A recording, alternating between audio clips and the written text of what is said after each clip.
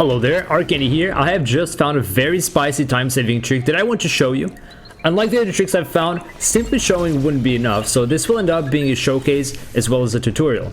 If you're not caught up on Dread speedrun tech, you might miss it, so make sure to watch properly. What you're seeing here is the normal route once you get to this part of Catarines. We have to shoot the button to activate the magnet elevator and proceed. But what can we possibly do to make this faster? There are currently a few different ways to press the button involving movement variations or even a pseudo wave shot.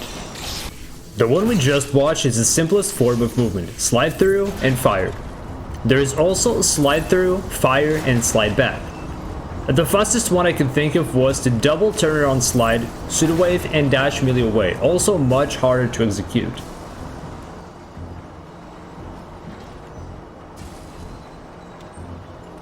The fastest version can save almost 1 second versus the simplest movement, but we want more. The trick I want to show you goes beyond that. There's another place where we can hit the button from. That's right, a pseudo wave shot from the hot room below. Using this incline on the ceiling to perform a pseudo wave, just like for the early Cloak skip, we can hit the button from behind. I found this to be quite a bit harder than the early Cloak skip. The timing for the pseudo wave feels a bit different, perhaps due to the fact that we're using charge beam or the different layout to the ceiling. Anyway, getting this trick first try is our best possible time save here. Let's see how it compares to the usual route movement.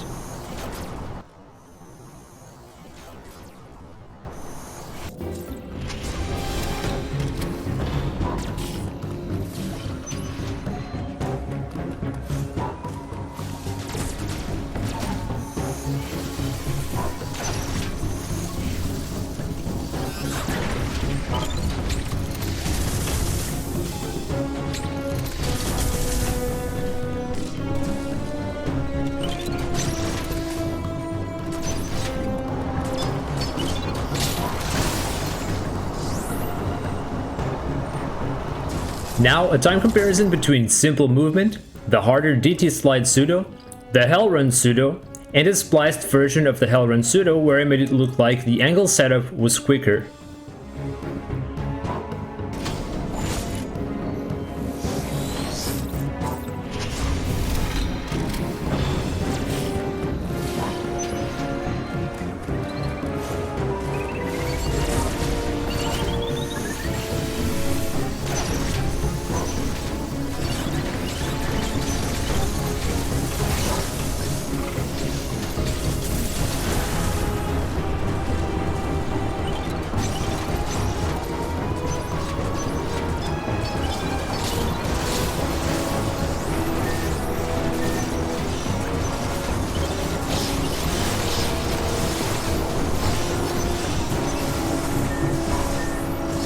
Alright, at best we could save between 6 to 7 seconds versus regular movement. That's kinda neat.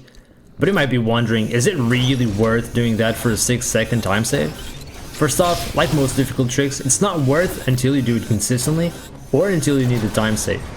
But let's look at the whats and ifs you'll need to keep in mind if you want to do this trick. First, this requires entering a hot room. You'll take hit damage repeatedly from just being inside. You have time to fire 2 charge beams before the damage starts ramping up, and then you'll need to leave and re-enter to reset the damage ticks. However, by the time you do the second shot, this robot will start getting in your way. If you have to deal with the robot, you'll already be losing time to the normal route in your run. If you get your pseudo wave on the first try though, the hot room immediately turns to normal temperature and you stop taking hit damage. However, even if you do, the robot keeps attacking you during the cutscene. Let's rewatch the clip I showed earlier where I got this first try. Notice my HP before the cutscene. And then, after the cutscene. The hit ticks did a total damage of 6, and this robot shockwave attack deals 40 damage. My HP is left at 13, so I got attacked twice during the cutscene. On top of the hit damage, that's a total of 86 damage. As a side effect, I've been damage boosted to the room's entrance, which is not entirely bad. What does this mean? To do this fast, you're probably going to lose a lot of HP. There is one possible solution to this though, having Phantom Cloak active during the cutscene. However, the hit damage ticks will remove Phantom Cloak immediately, Perhaps if you activate Cloak just before the button, you might avoid the robot. I wasn't able to do it in the hot room, but there is a chance that this is possible. Wait, so does that mean you can die during the cutscene? Yes, you can in fact die during the cutscene. Well, what happens then? So you'll return to the checkpoint before the button was pressed, which in this case would be the Emmy door. It sucks. So, to answer the question of whether or not this is worth doing, I'd say that if you don't get the shot on your first or second try, you should definitely move on. Unfortunately, the part where I was hoping to find a bigger time save was the magnet elevator itself. Catching the magnets on a good cycle would have been amazing, but it seems the magnets only move if you're in the room and their cycle freezes while they're away. Unless more info is found on that, we're still stuck with slow magnets. A side effect of doing the pseudo from the hot room is that the enemies you normally find hovering around the elevator aren't spawned. They will spawn if you reload the room, they just won't spawn this time. One last thing, if you're already doing the well-known Hell run, how would you have HP for this? There are actually 2 drones you can farm before arriving here. Farming them will depend a bit on MERNG since they won't spawn if the enemy is chasing you, as well as how many health drops you get.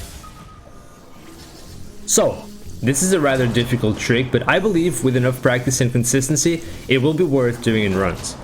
Are you brave enough to do this in your runs? Let me know in the comments. Please subscribe for more tutorials in tech. Thanks for watching, good luck trying out the Hell Pseudo, and I'll see you next time.